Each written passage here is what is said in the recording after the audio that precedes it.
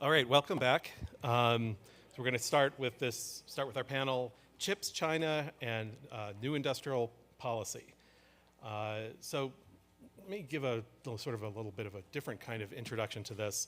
I have trouble putting a framework on how to think about this particular issue. On the one hand, the economist in me sees the protectionist nature of the CHIPS Act, which we'll talk about more, and the way companies kind of try to exploit it for their own benefits. The sort of sometimes tinged with jingoism and worse, that's part of this.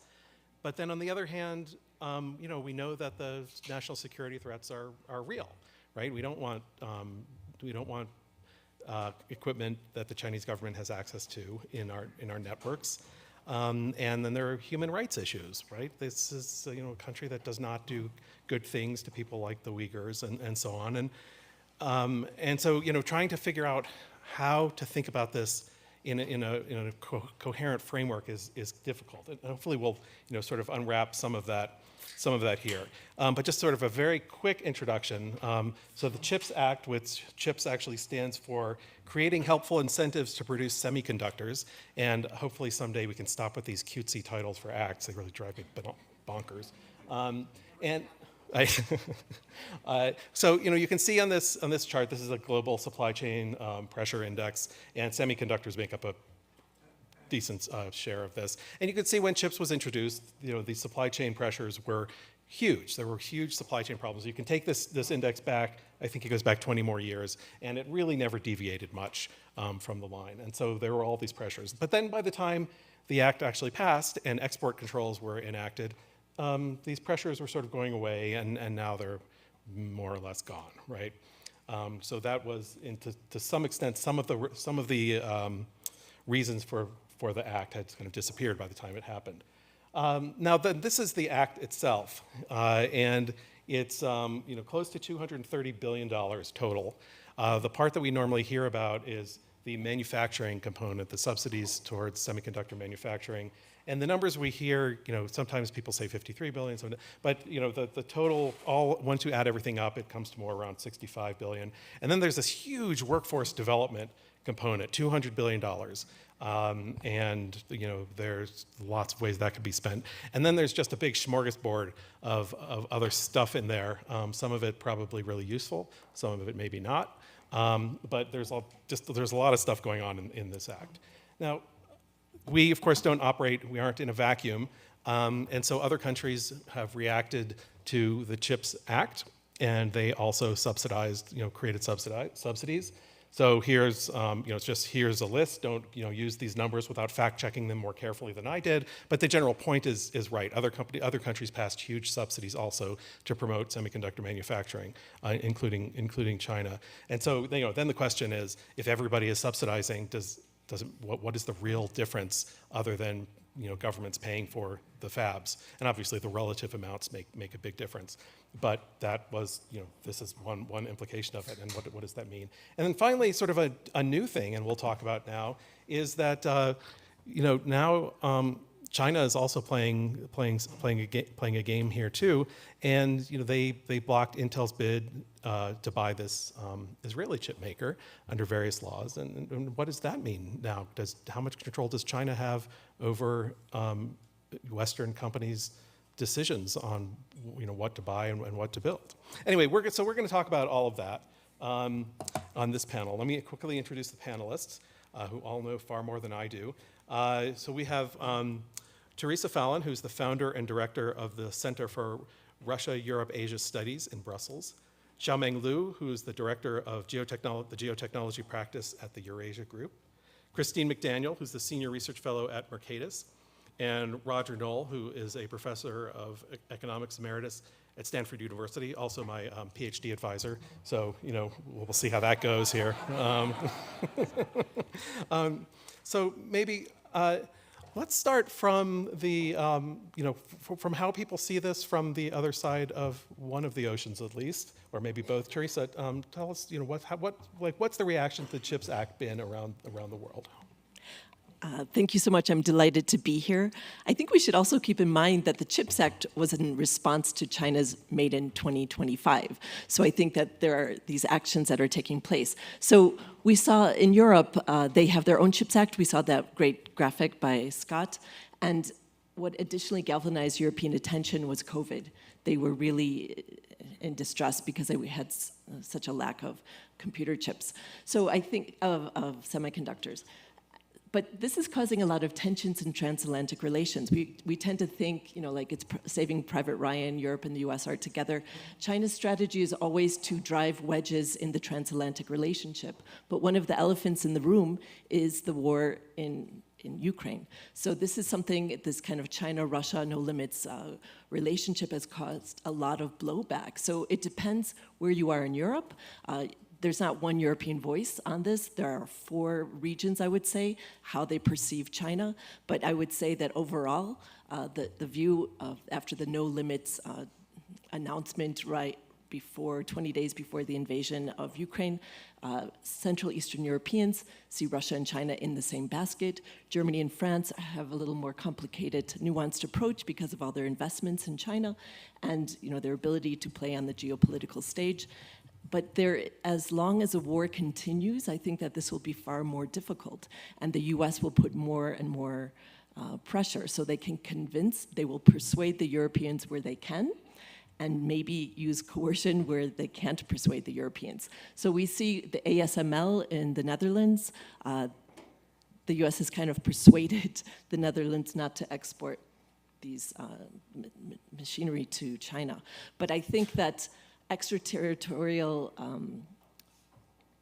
the US is going to increase. We've seen the Biden administration, it's starting, but it's juicing it up. And I think that the Europeans, as we saw with Macron's visit to Beijing, I called it peace wash. He got on a plane. He said he was going to talk to Xi Jinping about helping to end the war in Ukraine, and he left with a bumper sticker saying, "We don't want to be a vassal of the United States." And before that, he actually sold planes, fine, but helicopters, which are dual use, and I think that's not going to go through. There are American chips in those helicopters, and I think that you can already see some tensions in US-European relations overall. The trajectory, they're moving in the same direction, but I see some frictions, and I imagine that as time goes by, the US will have to tighten that. And today, at the same time, we saw the G7 come out with really strong statements, but today in South Africa, there's the BRICS meeting. President Putin can't travel there. Xi Jinping will be the main guy on the stage. 20 other countries want to join this grouping. And so we're kind of seeing a bifurcation in the international system and how this will play out, because Europe tends to want to sit on the fence, hedge their bets. Whenever there's US-China tensions, they like to arbitrage the difference and benefit from that. So it's getting more and more difficult for Europe to do that. Do you think the act then is, what will it do to semiconductor manufacturing? Is this pitting the US against Europe in a maybe positive way, or is this not friendshoring, as they call it? What's happening? Well, I think it's really positive because they call it Saxony, Silicon Valley in Saxony. So it's Eastern Germany is where the load is really going. So TSMC recently announced a contract there. Intel is also there. There's 2 other projects in the pipeline. Some people I've spoken to told me that they're worried about oversupply, but governments don't care. They want the security of the chips. So even if they're channeling all this money, they want oversupply just because of what happened during COVID. In addition to that, the Europeans are going to say this out loud, but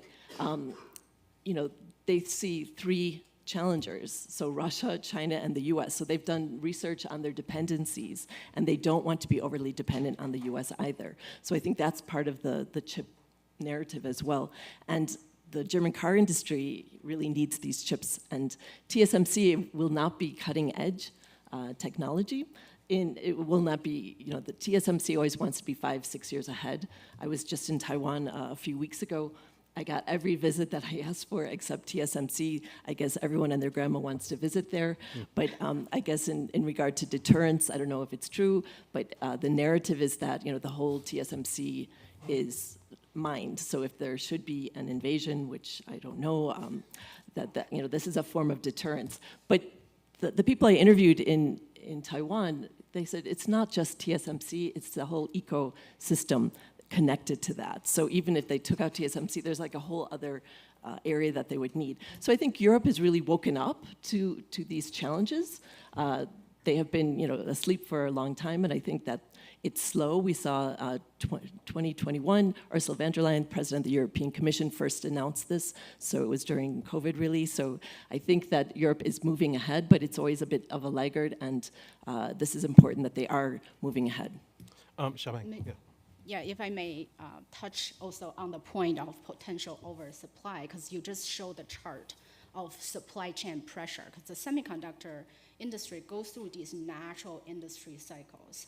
Every few years, they go through a downturn and a spike, and a downturn and spike. During COVID, it was overlapped. The crisis was overlapped with a spike in industry demand, and now we are in the downturn cycle. To the extent that I think if you look at the price of Intel stocks these days, it has hit rock bottom. If you look at the second-tier suppliers in the industry, whether they are designers or equipment makers, some of them have stopped production, basically because the more they produce, the more money they will lose. That's how dire the industry has been. And then you look at the forward-looking perspective, US putting in the 60 billion, 52 billion, however you calculate, and Europe has 43 billion euros, I think, and including Germany's 20 billion.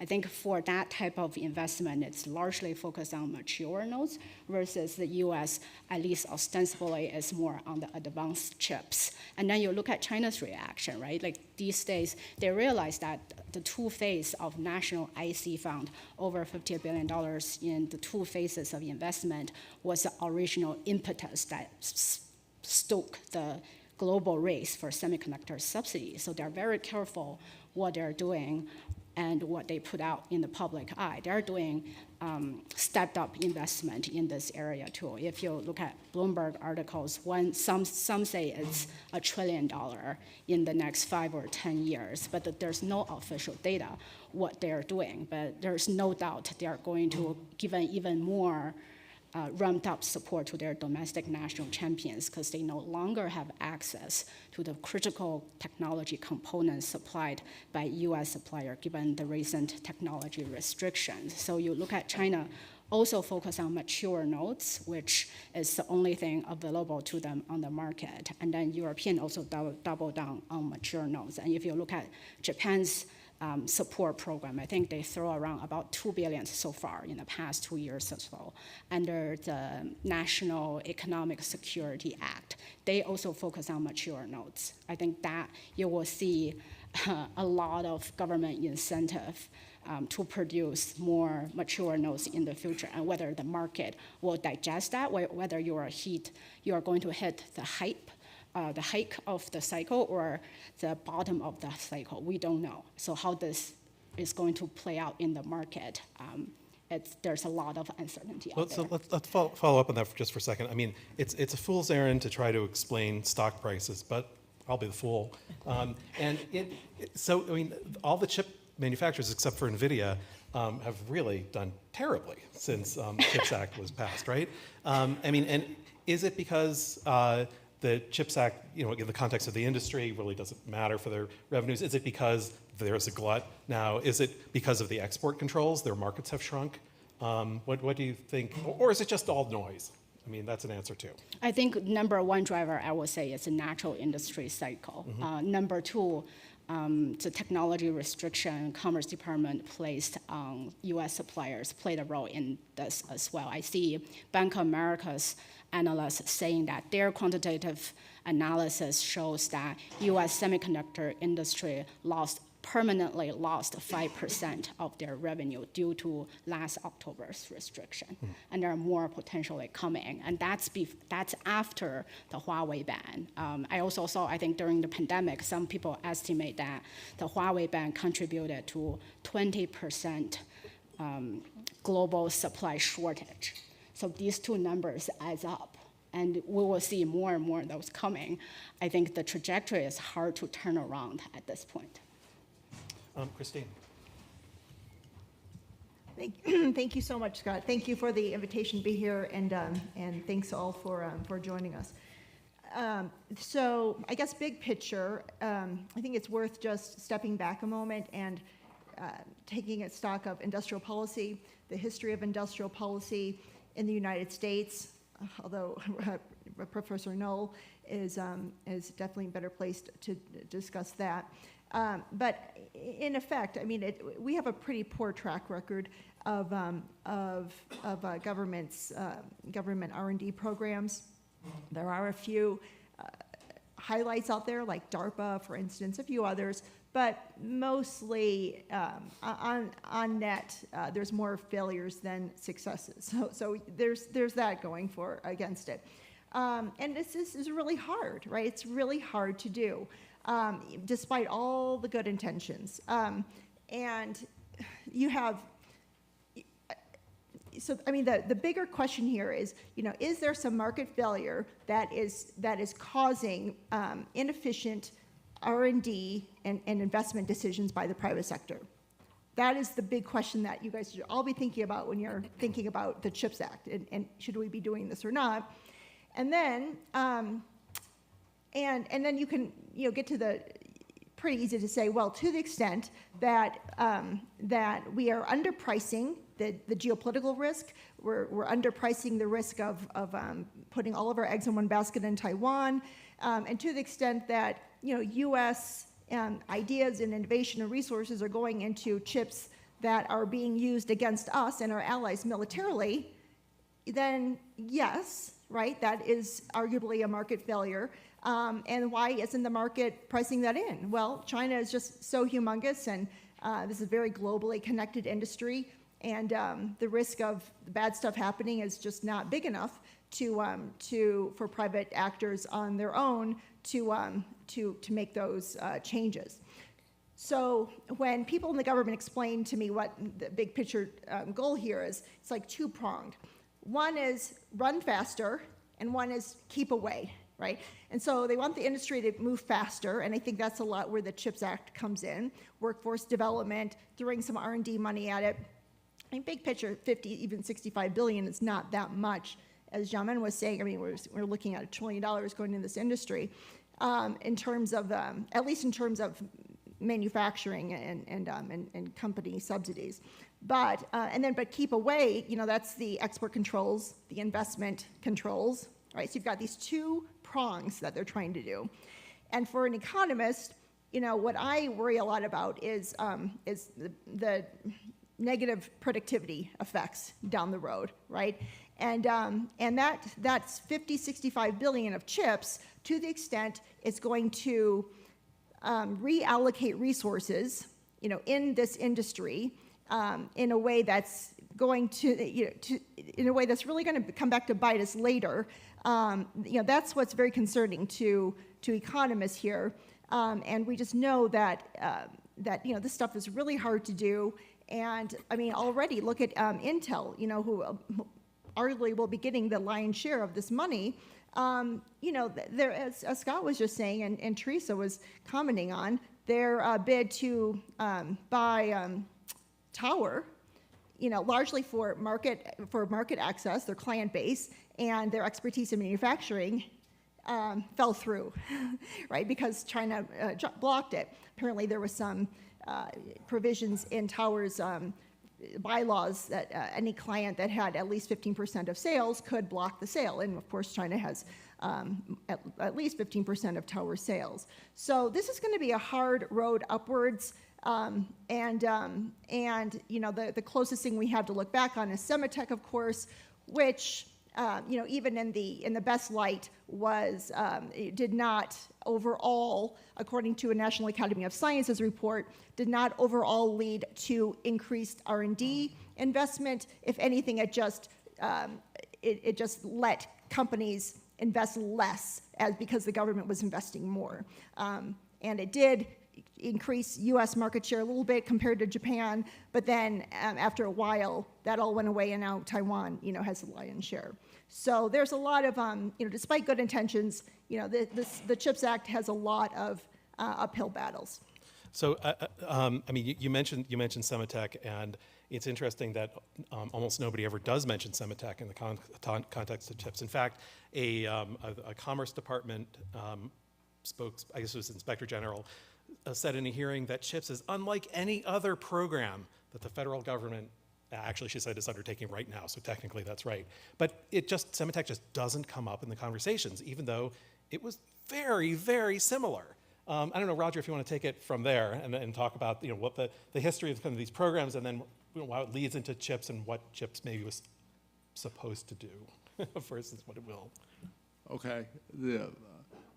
Sematech is actually fairly unimportant in the grand scheme of things, right? In the sense that it wasn't very big and it wasn't very ambitious, and lo and behold, it didn't accomplish much. So that's not a big surprise. But I think it's important, as Christine began her talk, to figure out what's the set of reasonable rationales that one might have for a policy that went beyond simply support for research and development and support for education in techie fields, right? Because there's good economic arguments having to do with the benefit of a public, transparent research program that allows diffusion of new ideas and diffusion of technologies to occur at the maximal rate. That's a reasonably good argument for having some support for basic research long before you get to the commercialization stage. The problem comes in trying to go beyond that. And there's a bunch of reasons for it. First, notice that when we talk about the CHIPS Act, we're talking about the current challenge from abroad. There's always a foreign challenge, and this time it's China. The last time it was Japan. The time before that it was Russia and the Soviet Union. And the interesting fact about this is that when people claim a national security reason, they're really claiming two kinds of things. The first is it's not R&D and products where the purpose of the government is transparency and diffusion. It's exactly the opposite. And secondly, in order to prevent all that, it all has to be to some degree in the dark. It can't be public knowledge. And that means, from a political standpoint, if people are making decisions politically, not just in Congress about what to support, but who to vote for in terms of their policies, they don't really know what the facts are about the nature of the threat, and hence policy isn't going to be informed. It's not the standards of evidence for an argument are going to be low, and they're going to be, and because they have to be, because most of the information isn't public. Now, what this all means is that enter the person who has knowledge, and if you have a largely in the dark system for developing and commercializing new technologies, it's going to be some combination of the government, mainly in the Department of Defense, secondarily in some other places, and the industry itself, which means there is this propensity to eliminate competition, to cause not just you're fighting the market economics of international trade and comparative advantage, but you're also making things less competitive.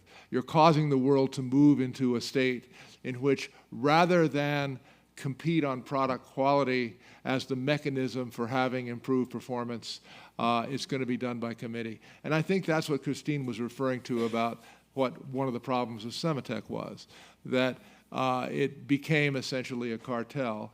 And when it did that, it didn't do much. So interestingly enough, it turned backwards to let's jointly support research in the people who produce the machinery that we use to make semiconductors. Rather than focus on the semiconductors themselves, let's focus on the semiconductor manufacturing process industry.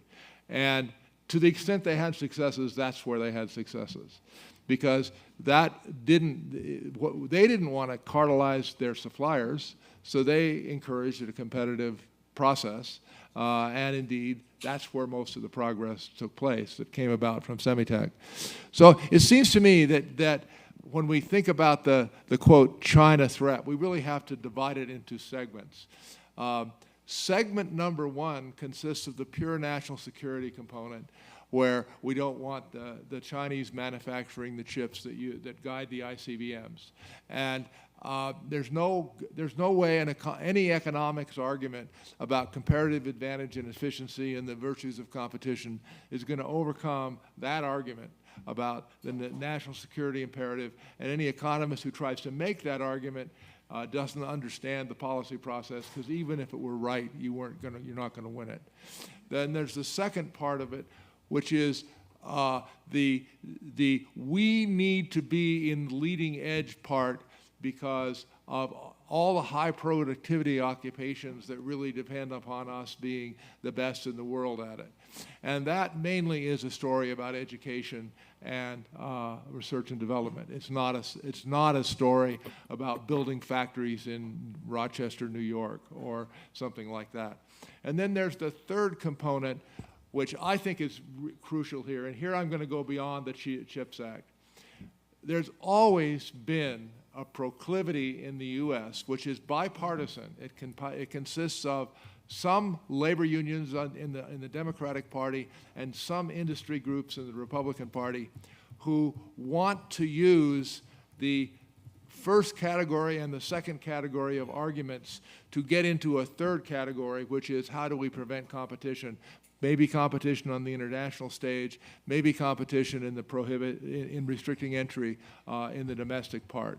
And that part of it is alive and well in the debate about the semiconductor industry, and because it's been alive and well throughout the history of the United States. We spend more of our time being protectionist than we do spend being free trade. Now, in the full list of all the legislation that's been passed in the last 5 years, there are more than just the CHIPS Act, and it's amazing how they all have some feature of trying to use government procurement as a mechanism to promote certain kinds of industries. The Inflation Reduction Act has this feature. The Infrastructure Act has this feature. Even the two COVID bailout bills had this feature. They have domestic content requirements and expenditures. They have prohibitions against buying certain things from abroad. They have provisions that say the only people you can buy that count as domestic content are the U.S., Canada, Mexico, and any nation we have a free trade agreement with, which is basically a bunch of little countries in Latin America, plus Korea and Singapore.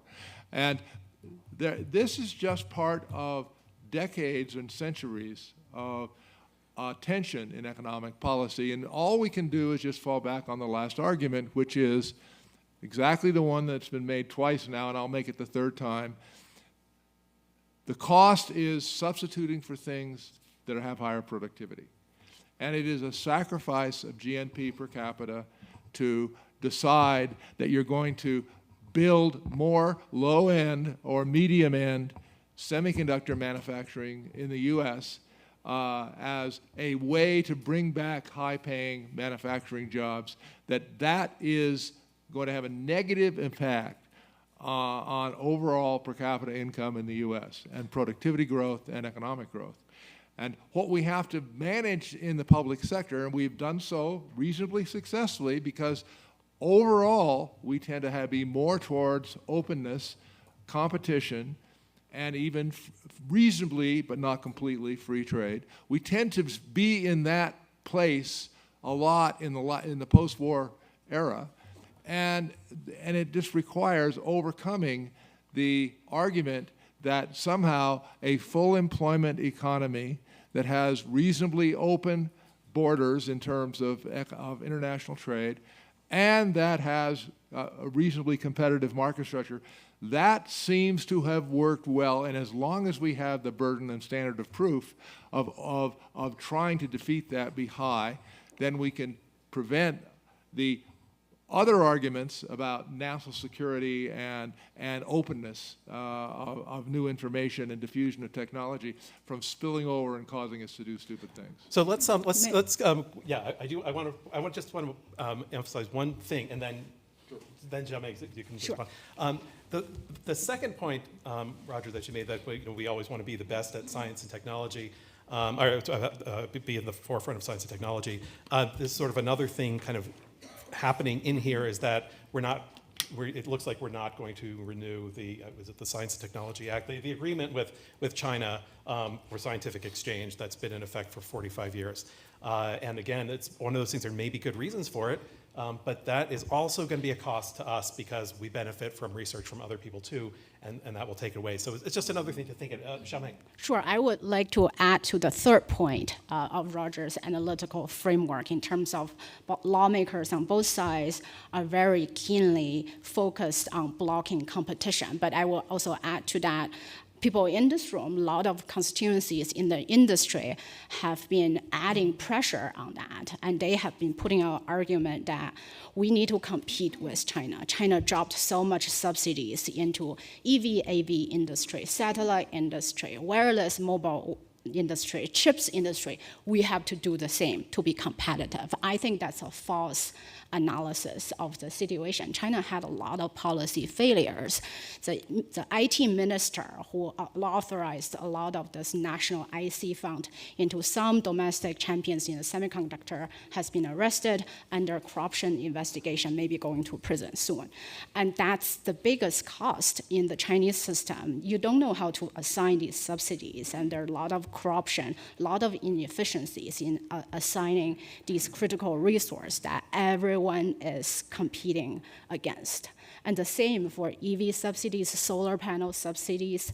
I think that's the pitfall that US policymakers should avoid, not follow. And I think some of these industry rhetoric is also capture the sentiment that China has been growing so fast, so soon, and how can we be successful as well. But I think this type of revisiting of protectionism is reflecting problem with ourselves. I think going back to the post-war US approach to Japan and China, back then we are the champion of free trade, right? Free trade, WTO system, a legal system that modeled upon US trade laws is a quintessential part of US foreign policy strategy. We use that on Japan, and we say, forget about semiconductor subsidies. Like, that's a wrong approach. Let's do trade policy. But 30 years later, we try to use the same thing with China. Let's come to the WTO, let's do free trade. Make you more like us. But somehow China, in the process, as it grows up and grow into its own, it realized that I don't need to follow your rule. I think I'm big enough and powerful enough. I can tweak the system, and some people will say they paralyze the WTO system given their weight. And in that process, they find their own approach. I think that's the thing that US should focus on. What's your best strengths?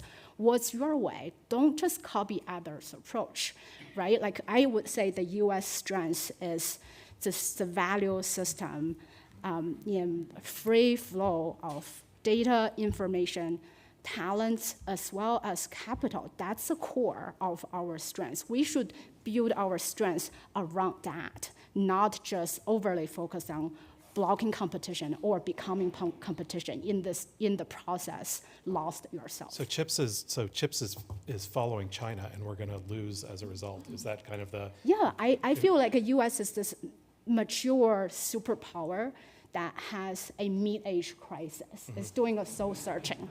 What do we do next? And forget that, like in most of the critical technology and science field, it's still ahead of China, you know? We're not falling behind in many of them, and we should figure out how do we get here, and how do we emphasize that strength, not just finding whatever we can find to address the weakness in the wrong way. Theresa, you've been scribbling like crazy. I want to know what you've been writing down. Just a couple of points I want to pick up on. Roger, when you mentioned Japan, I should remind everybody they were, 1, an ally, 2, there's tensions now with Taiwan, and 3, the South China Sea. So I think the Biden administration perceives an intensifying geopolitical confrontation. So it's a very different situation than with an ally like Japan. And I would also add, China's economy, gravity has hit China. It's not going to grow double-digit any longer. All the low-hanging fruit has been picked. And I mean, what happened with Hong Kong, they kind of killed the golden goose. Hong Kong had rule of law, banking all went through Hong Kong, and the Chinese Communist Party didn't seem to understand how that worked for their economy. So what's hitting China right now, or the People's Republic of China, it's multi-pronged. There's many issues going on there, but I think that they're going to be really struggling with growth so this will change the view as well on how people approach the PRC. The floods have also affected many of the fabs in China, so who's going to rebuild those? That's another question. And I would say that, during the Cold War, I'm old enough to remember the Cold War, the Intel 386 PC was banned from being sent to the Soviet Union. So, I mean, we've seen this throughout history, but I think that the Biden administration has talked about a small yard-high wall. So they don't want to cut off everything. They just want the top technology to kind of slow China down. There's no reason why they can't eventually get there. But I think the U.S. wants to slow them down during this period of great concern, maybe for the next decade, maybe until Xi Jinping leaves office. We don't know how long he's going to be around for.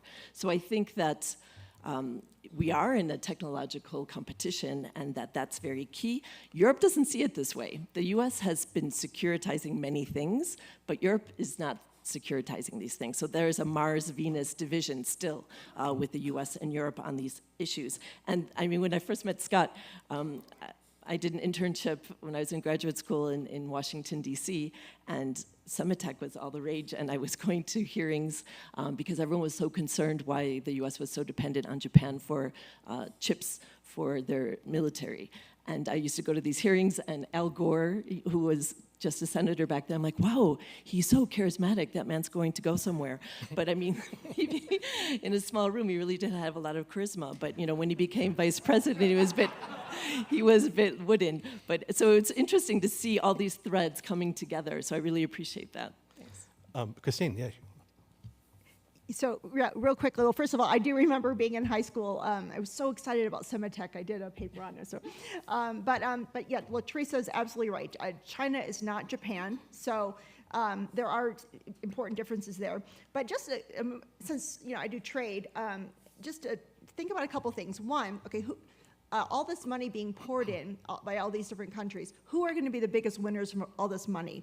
The supply curve. They are pushing the supply curve out, right? So all the importers of chips, happy days for them, cheaper chips for them, right? So just keep that in mind. And number 2, once you start seeing anti-dumping, countervailing duty cases being filed on imported computer chips, then the U.S. industry is done.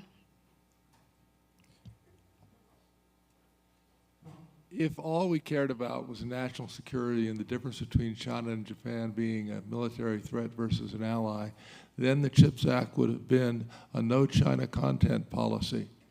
Instead, it's a no content from anywhere in the whole world policy. And so the way you get from some sort of a competition with somebody in a political military sense to what the CHIPS Act is by worrying about the whole smooth smear of things. I was reminded as I was being lectured to that I was in the gift shop at Dinosaur National Monument 3 days ago, and all the little dinosaur plastic things were made in China. And somebody actually commented about that. Somebody I was standing next to, I'm not going to buy these. These are all made in China. That is not about national security. I don't know, dinosaurs turned into oil, so. Yeah. So this panel has taken sort of a different direction. Where, usually when people talk about chips, they say this is the best thing ever. And we're kind of going to the discussion is that this has gone, chips has really gone off the rails if there ever were rails to be on. And so first of all, we get to questions. If somebody wants to push back on that, please do. Also, I think we probably are never going to get any contributions from chip companies, but that's fine. Given that there are national security issues, would it ever have been possible to have a no China policy, or was the no everybody policy the only politically feasible way to go about that? Anybody? Oh, yeah. I mean, so we have a anybody except the U.S. policy. When the justifiable one would have been just a no China policy for national security. But was there any politically feasible approach to make it just a no China policy? Yeah, Roger. It seems to me that there are a number of ways to approach this other than subsidizing investment. The crucial thing about the CHIPS Act is that this is lost in the numbers you presented. Yeah. The magnitude, first of all, the magnitude of the program is unknown because it's tax credits for the most part. And so how big it is depends on how much response there is. And thus far, the response, though there has been a lot, is nowhere near enough to produce the numbers that you produced. But the second thing is the magnitude of the tax subsidy was calculated to be roughly 35% of the average cost of a chip, assuming things about scales of fabs. That is exactly the cost differential between making them in the US versus making them in Taiwan or Korea. And so this isn't about China. This is about rebuilding fabs in the US. It's not, if it were all about just the protecting ourselves from high-end chips, especially manufactured in China, and the military significance and national security of that, it wouldn't be calculated in the way it is, and it wouldn't. Now, it seems to me completely impossible to imagine a tax credit program that applied to investments in Korea and Singapore and Vietnam and anywhere else, Latin America, whatever. You'd have to do it in a different way. But there are ways you could do it. You could have a procurement program in the Defense Department where the exclusions in procurement weren't the entire world except for Canada and the US. It was the exclusion is China, all right? That didn't happen because the goal of it isn't just national security. The goal of it is to affect the terms of trade and to reallocate international trade. And that you can't understand chips without accepting that the political coalition that got chips passed had to include people who just don't want free trade. Right. Yeah, maybe I think that I will arrive at the same conclusion as Roger did, but I will just explain it from different perspective. Like when the Commerce Department looking at the threshold to impose technology restrictions to Chinese companies, I think last October they decided the threshold is 14 to 16 nanometers. Anything above that is high-end, is advanced, and that has a heavier implication for national security than mass market commodity chips. And I think since then there are a lot of debate of when are we going to lower that threshold, at what point, which type of product categories can we put a lower threshold to further de-risk, decouple with China. But I think even officials arrive at that decision last October is fully aware that the economic consequence of that. Because if you really want to push these tech restrictions to the extreme, you look at what type of technology sanctions that U.S. has imposed on Russia since the beginning of Ukraine war. That's a somewhat, to a certain extent, that's kind of a blanket ban of a lot of technology components to Ukraine. If you move that model to China, what's the impact of global supply chain. We went through the supply chain crisis during pandemic, and do we want it again? Do we want it at bigger scale? Do we want it immediately within a few months? I think that's the ultimate question. And even for companies who have been lobbying for CHIPS Act and arguing for these national security propositions, I think these days even some of them have realized that some of these policy debate has gone too far. That wasn't their intended position. Even, for example, Intel CEO, we are talking about this Intel Tower deal. The CEO went to China twice this year to lobby for the approval of their deal. And when they come back, he came to White House and he came to Aspen and he reiterated his position twice. He said, if you put more restrictions on my export to China, what this CHIPS money good for? Like the Ohio factory is meaningless because I don't have a customer. I think even the practitioners in that sector who may or may not contribute to this type of event in the future, I realize the practical challenge. I think we allocated about 3 hours too little time to this discussion. But quickly take a question. Yeah, Anupam. And then actually what? Since we've decided to use a national security lens to frame this, most of the discussion, as opposed to a political economy or a business finance lens, let's look at just keeping to the national security lens. There were 3 or 4 areas which were considered critical to national security. Past, present, and future. Past, Huawei and telecom, 5G. Present, semiconductors, future AI. So I'll ask you, could you compare the strategy vis-a-vis telecom and 5G versus the CHIPS Act? And how would you analyze and compare the parallels? Right, and let's take the second question also so that, just to say, you've got, okay, great, excellent. Hello? Oh, no. It's on? Okay, lovely.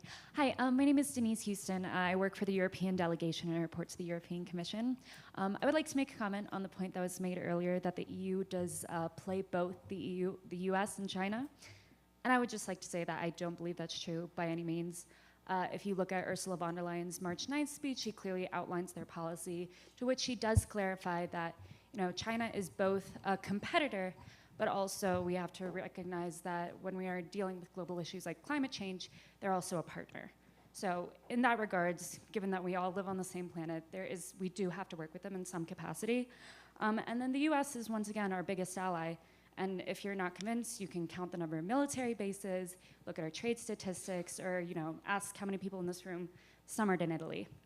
And finally, something that was not mentioned was the Trade and Technology Council. So on the topic of this panel, the new industrial policy, I think the Trade and Technology Council Semiconductor Working Group actually does a really good job because we're working both on the working level and a very high level on how to ensure that we are making the most out of both the EU and the US CHIPS Act, not duplicating supply chains to make sure that we both have comparative advantage, and also make sure that there's no subsidy race to the bottom. And quick responses to either or both. Okay. Well, I live in Brussels. I've been there for 20 years, so I kind of know what's going on the ground. And Ursula von der Leyen made a policy speech. Charles Michel sided with Macron. There is a famous photo of Jens Stoltenberg of NATO holding their hands, and we were joking that he was trying to make peace between the two of them. So there is a lot of, there's no unified voice on China, and I don't think we're even going to get there. There's a lot of fragmentation in policymaking in the EU, and the three-basket approach, which was established in 2019 with the EU-China paper, that is a competitor, systemic rival, and partner in regard to climate change, so it's all three things at once. The US also uses the same approach, but I would say that Central Eastern Europeans clearly see this. As I reiterated about Macron's visit, kind of throwing Taiwan under the bus, that was really, I was in Taiwan shortly afterwards, and they were like, oh my gosh, does he speak for Europe? And so I would say there's a whole fragmentation of approach. He talks about strategic autonomy. The biggest believer in strategic autonomy is the Chinese Communist Party. They speak about it more than even Macron. So I would say that I hope The direction of travel looks good. TTC, we could sense some tensions yesterday at lunch. It was very nice, but you could see there's a little bit of friction. I think it's an excellent group that they can talk behind closed doors and get these things ironed out, because the US can't do it alone. They need Europe, and I think that's great, that they are working together, but I hope it will continue in the same direction. And I also call it PTSD, post-Trump stress disorder. The Europeans are terrified. They don't know. I mean, Biden couldn't be more of a transatlanticist, but I think that they're just wondering what's going to be around the corner. So this is also informing their decisions and their position. Anybody else very quickly, because we're running over. Yeah, gentlemen.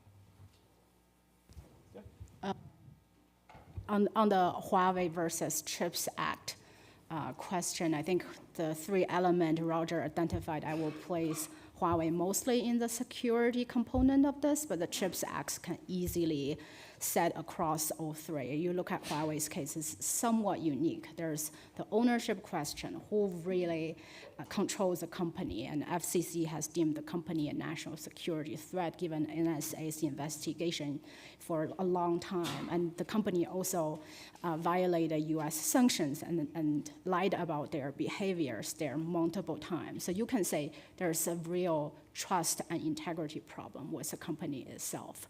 But if you expand the scope to say AI company, quantum company, a wide range of semiconductor company, I think you are looking at the framing that Jake Sullivan put out last fall, saying emerging technology, that's our goal. The goal is really to maintain 2-3 generations ahead of China in a wide range of critical sectors. I think the latter fits into the later narrative laid out by Jake Sullivan last year. But I do concern, like when you keep China 3 generations ahead, you are also keeping yourself 2 generations behind.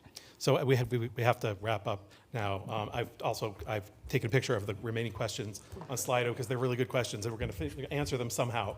But thank you all very much. I've really enjoyed this panel.